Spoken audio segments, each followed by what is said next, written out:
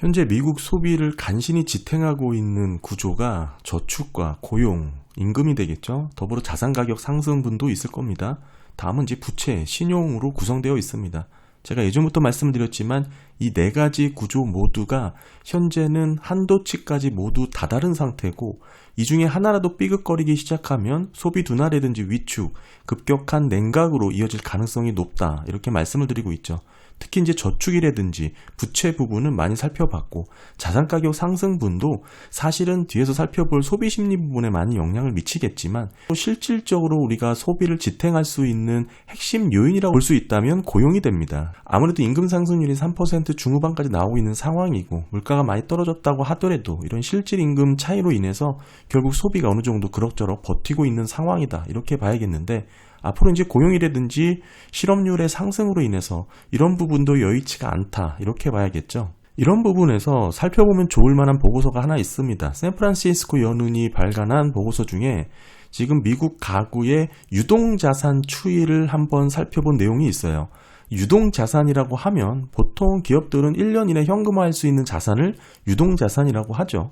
뭐 현금도 있을 수 있고, 당좌예금, 저축예금 당연히 유동자산이고요. MMF, 머니마켓 펀드에 들어간 자산도 유동자산입니다. 전체 가구 자산의 약 10%를 차지하고 있는 이 유동자산의 추이가 팬데믹 전후로 어떻게 달라졌는지, 그리고 전체 소득층별로 추이가 달라졌는지를 살펴보면 앞으로 의미 있는 향후 미국 소비 여건을 전망해 볼 수 있다, 뭐 이렇게 봐야 될 것 같고요. 특별히 이제 보고서에서는 그동안 높은 금리에도 불구하고 소비자 지출이 빠르게 회복을 했다라는 근본에는 결국 막대한 유동자산이 많은 부분에 영향을 미쳤다, 이렇게 보고 있습니다. 결국 그동안 미국 소비가 견고하게 버틸 수 있었던 핵심 요인으로 이 유동자산으로 설명을 할 수 있다, 이건데요. 결국 보시게 되면 이런 추이죠. 왼쪽 차트 보시게 되면 지금 실질 유동자산 개념입니다. 인플레이션을 조정한 부분이고요. 팬데믹이 시작되자마자 전체 미국 가구의 유동자산이 급격하게 증가를 했습니다. 이 점선은 팬데믹 이전 수준의 유동자산의 증가율이라고 보시면 되는데, 이를 크게 상회해서 유동자산이 크게 쌓였다, 이거죠. 이런 부분이 사실 초과저축으로도 이어지는 부분인데, 결국 이렇게 높아졌던 유동자산, 고소득 가구로 봤을 때는 11%나 증가를 했고요. 고소득층은 상위 20% 가구를 의미하고, 중저소득층은 6% 증가를 했죠. 금액으로 따지면 1조 1000억 달러, 중저소득층은 2700억 달러입니다. 그런데 의미 있는 부분은 21년 2분기부터 이런 유동자산이 감소하기 시작을 했습니다. 지금은 모든 계층에서 팬데믹 초기 초과저축을 모두 지출한 상황이고요. 소진된 상황이죠. 그러니까 유동자산의 소진 시기를 놓고 봤을 때 중저소득층은 21년 말이고, 고소득층은 이보다 한 6개월 정도 더 뒤 22년 하반기로 보여집니다. 중요한 부분은 이런 부분이에요. 24년 1분기 현재 기준으로 유동자산을 파악했을 때 팬데믹 이전 예측 대비 고소득 가구는 2%나 더 줄어든 부분이 있고, 중저소득 가구는 13%나 더 줄어들었다, 이거죠. 팬데믹 시대를 거치면서 유동자산이 원래 예측치보다 더 줄었다, 이 얘기입니다. 결론적으로 정리를 해보면 이렇습니다. 팬데믹 초기에는 모든 계층에서 유동자산이 증가를 했지만 당연히 고소득 가구에서 더 큰 증가세를 보였겠죠. 이 시간이 지나면서 점차 소진되었고, 현재는 모든 계층에서 팬데믹 이전 예측보다 낮은 수준을 보이고 있다. 특히 중저소득층 가구에서는 더 큰 감소가 나타났다, 뭐 이렇게 봐야 되고요. 근데 이제 더불어서 살펴볼 부분은 유동자산이 이렇게 감소를 했는데, 이런 부분과 함께 가계부채가 동시에 증가했다는 게 재확인이 됐습니다. 그러니까 가계부채는 최근 몇 년 동안 꾸준히 증가를 해왔잖아요.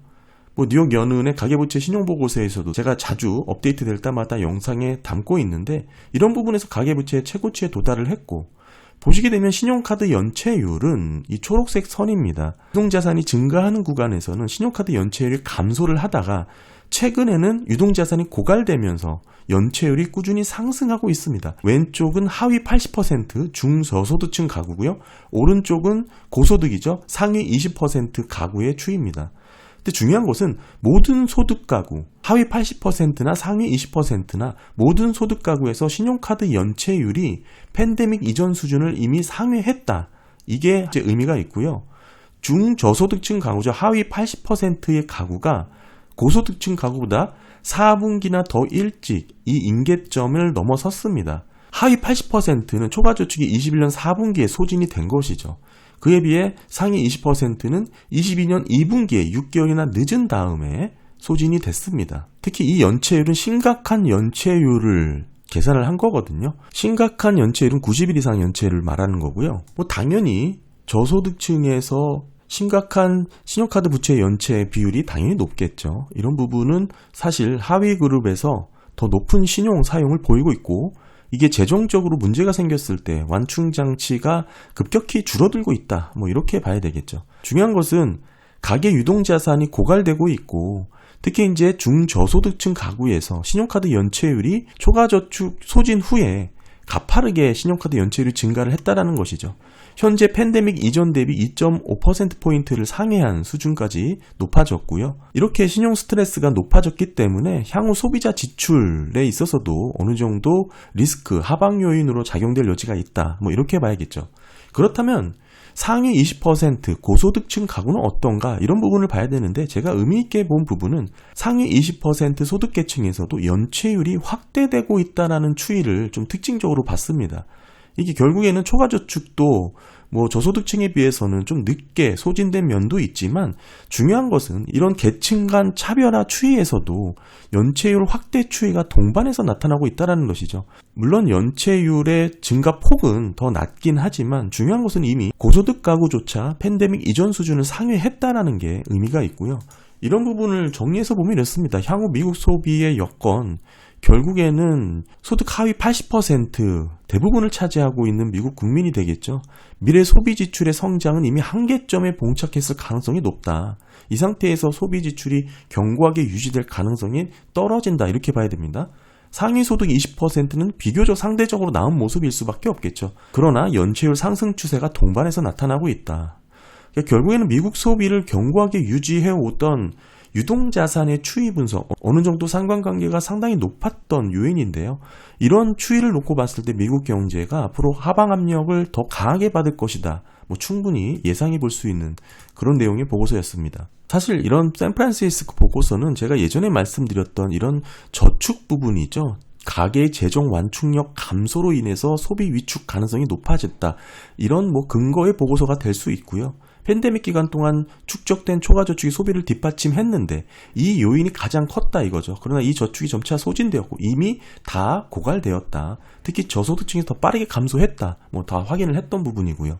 더불어서 자산가격 상승은 제가 직접 소비에 영향을 미치진 않더라도 소비 심리에 긍정적인 효과를 줄 수 있다. 이렇게 보고 있는 요인인데요. 그러다 보니까 소비 심리 관련된 데이터, 최근에 컨퍼런스 보드 8월달 수치가 업데이트가 됐습니다. 상당히 개선된 것으로 나올 수밖에 없겠죠.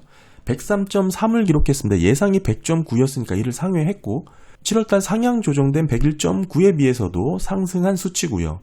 그렇긴 하지만 지금 전체 추이 한번 그래프로 보시게 되면 팬데믹 이후 박스권의 하단 레벨을 어느 정도 벗어나지 못하고 있는 흐름이 유지 중이다. 이렇게 봐야 되겠죠. 큰 변화가 없다라고 봐야 됩니다. 여전히 소비 심리가 둔화된 상황에서 다소 등락이 이어가고 있는 상황이고, 전달 대비 소비자 신뢰지수가 예상보다 조금 높게 나왔지만 그렇게 큰 의미를 부여할 만한가, 그렇게 보고 있지는 않고요. 전반적인 소비자 신뢰는 8월에 상승했습니다만 2년 동안 유지되었던 좁은 범위 내에 머물러 있다. 이 마지막 코멘트는 제가 드리는 말씀이 아니고 이 컨퍼런스 보드 이 분석가의 말이거든요. 사실 제가 얘기했던 그대로의 코멘트를 하고 있고요. 그나마 이렇게 바닥권에서도 계속 나빠지지 않는 이유는 여전히 소비 심리라는 측면에서 놓고 보면 자산 가격의 꾸준한 상승, 뒷부분에서 부동산 가격도 한번 살펴볼 텐데 여전히 그 둔화되는 속도가 상당히 더디게 나왔습니다. 이런 부분이 좀 긍정적으로 작용하지 않았나, 저는 그렇게 보고 있고요. 더불어서 현재 상황지수 많이 개선된 것으로 나왔습니다. 참고로 컨퍼런스 보드는 노동시장 여건을 강조해서 조사하는 특징이 있습니다. 미시건대는 가계 재무 상황, 물가에 대한 측면이 강하고요. 인지하고 이해하시면 좋을 것 같고요. 따라서 현재 상황 지수를 놓고 봤을 때 7월달 133.1에서 134.4로 소폭 개선된 효과 확인이 됐고, 기대지수죠. 미래 전망에 대한 단기 전망입니다. 8월달 82.5로 상승을 했습니다. 7월달 기대 수치가 81.1로 상향 조정이 됐는데 이를 상회한 것이고요. 따라서 7월달이 상향 조정이 되면서 7월달, 8월달이 이 80이라는 지수를 넘었잖아요. 이 오렌지색 선입니다. 이 80이라는 수치가 일반적으로 기대지수 측면에서는 앞으로 경기 침체를 시사하는 그 레드라인으로 볼 수 있기 때문에 7월달은 상향 조정되면서 80을 넘었으니까요. 이렇게 두 달 연속 80을 넘었다라는 것이 하나의 또 포인트가 될 것 같습니다. 다만 이렇게 7월과 비교해서 현재라든지 앞으로의 미래 비즈니스 상황에 대해서 좀 더 긍정적으로 전망을 했다. 이렇게 볼 수 있지만 사실 컨퍼런스 조사는 노동시장의 흐름이 더 핵심입니다. 특히 이제 컨퍼런스 보드의 노동 격차 많이 보는데 이번 달 16.4로 더 감소를 했습니다. 이게 감소를 하면 실업률이 높아진다라는 뜻입니다. 실업률과의 역의 상관관계를 보이고 있는 게 컨퍼런스 보드의 노동 격차고요. 다만 확인해야 될 부분은 7월달 17.1에서 감소를 했지만 7월달 수치가 애초에는 18.1이었거든요. 여기서 1%포인트나 낮아지는 하향 조정이 있었습니다. 이런 부분 좀 기억을 해야 될 것 같고 현재 월가의 컨센은 지금 8월달 실업률이 7월달 4.3에서 4.2로 다시 낮아질 거라고 보는 게 대부분입니다. 일자리 증가도 11만 4천에서 15만 5천으로 다시 소폭 증가할 것이다라고 예상하고 있는 게 컨센이에요.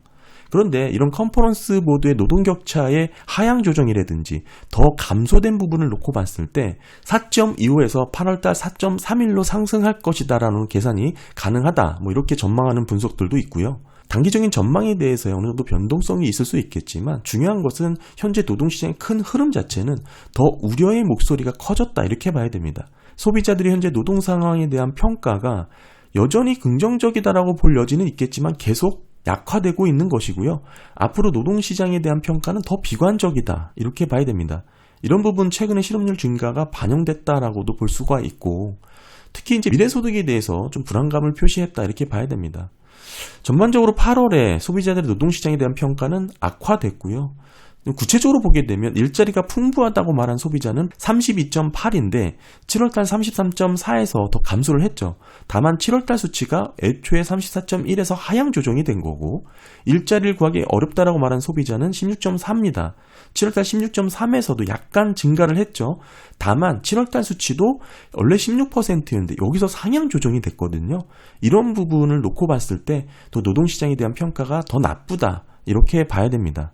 한마디로 일자리가 풍부하다고 생각하는 사람의 비율이 줄어들고 일자리를 구하기 어렵다고 생각하는 비율이 소폭 증가하면서 이 노동격차가 감소하고 있다는 것이죠.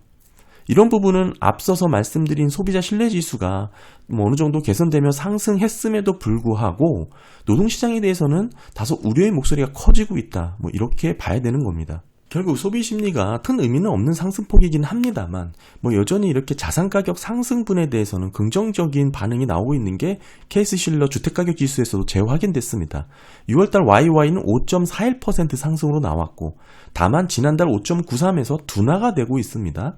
이 추이 보시면 제가 이 꺾이는 부분에 대해서 이게 지속적으로 유지가 되는지가 중요하다라고 말씀드렸죠. 23년 5월 저점 이후에 반등을 했죠. 이후에 주택가격 상승률이 둔화되고 있는 흐름, 다시 한번 꺾이는 흐름이 나오고 있다. 이번 달 그런 흐름이 지속되고 있다. 물론 아직도 5% 넘는 상승률이 나타나고 있습니다만 당연히 최고치를 기록할 수밖에 없겠죠. 가격은. 다만 이런 상승률이 둔화되고 있는 모습이 이어지고 있다. 이렇게 봐야 되고요. 조금 더 확대해 보면 분명해 보이는데요. 케이스실러 주택가격지수 MOM 변화율 보시게 되면 6월달 0.47입니다. 지난달이 0.86에서 소폭 상향 조정이 되었지만 어찌됐든 중요한 부분은 둔화되고 있다. 이런 흐름이 이어지고 있고요. 20개 도시로 조금 더 확대해보더라도 마찬가지로 6월달 YY 6.41% 상승을 했습니다. 직전달에서 둔화가 된 것이고 다만 MOM은 소폭 상승하는 흐름이 나왔습니다. 직전달 0.39에서 0.42로 소폭 높아졌고요. 더불어서 연방주택금융, 주택가격 지수도 한번 살펴보면 6월달 YY 5.14%로 지난달 5.85에서 상향 수정된 데이터입니다. 여기서 둔화가 됐고 흐름은 둔화되는 흐름이 이어지고 있다. 이렇게 봐야겠죠. MOM은 마이너스 0.09% 하락하는 것으로 나왔습니다. 다만 직전달이 0.03이었는데 0.04로 상향 수정이 된 거에서 하락을 했고요. 추이 자체가 다소 둔화되는 흐름을 엿볼 수가 있습니다.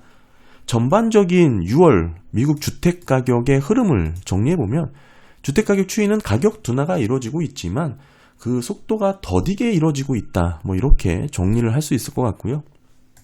다만 전반적인 주택가격 흐름에 있어서는 경기 침체 구간에 있어서 주택가격이 계속적으로 상승하는 구간에서도 이런 IT 버블이 생겼고 이 08년도 주택가격이 무너졌던 건 상당히 이례적인 시기다라고 말씀을 꾸준히 드리고 있죠. 결국에는 08년을 제외하면 주택가격이 붕괴가 아니고요. 상승세의 둔화 그 정도에서 경기 침체 국면으로 이어졌다라는 것을 매번 확인할 수가 있습니다. 게다가 지금 현재는 집값이 내려가기에는 공급이 부족하죠. 물론 최근 공급량이 증가하고 있지만 아직 그 수요를 충분히 커버하지 못하고 있는 수준이죠. 게다가 집값이 계속 오르기에도 여전히 수요가 부진한 상황이면서 미시건대의 소비자 주택 구입자 조건 지수로 봤을 때 현재 위치가 역대 최저치까지 떨어진 거 24년 6월이 34포인트로 위치를 한 거 말씀을 드렸습니다. 네, 전반적으로 미국 소비를 지탱하는 구조 중에 오늘은 저축 샌프란시스코 연은의 보고서를 통해서 유동자산에 대한 추이 한번 살펴봤고요. 특별히 이제 자산 가격 상승분으로 인한 소비 심리의 개선 효과, 컨퍼런스 보드의 소비 신뢰 지수도 살펴봤습니다. 특히 컨퍼런스 보드는 노동시장에 대한 데이터 중요하게 보는데 이런 컨퍼런스 보드의 노동 격차가 더 감소됐다. 이게 실업률과 역의 상관관계로 놓고 봤을 때 기존의 컨센이 실업률이 더 낮아질 거라고 전망을 했는데 어제 발표된 컨퍼런스 보드의 노동 격차가 더 줄어든 것으로 인해서 오히려 실업률이 더 높아지지 않을까 이런 전망 노선수로 나오고 있는 상황입니다. 물론 단기적인 변동성을 이런 데이터 하나로 계산한다는 것은 의미가 없고요. 궁극적으로 큰 트렌드가 어떤 방향으로 가고 있는지를 살피는 게 더 중요하다. 이렇게 봐야 될 것 같습니다. 네, 감사합니다.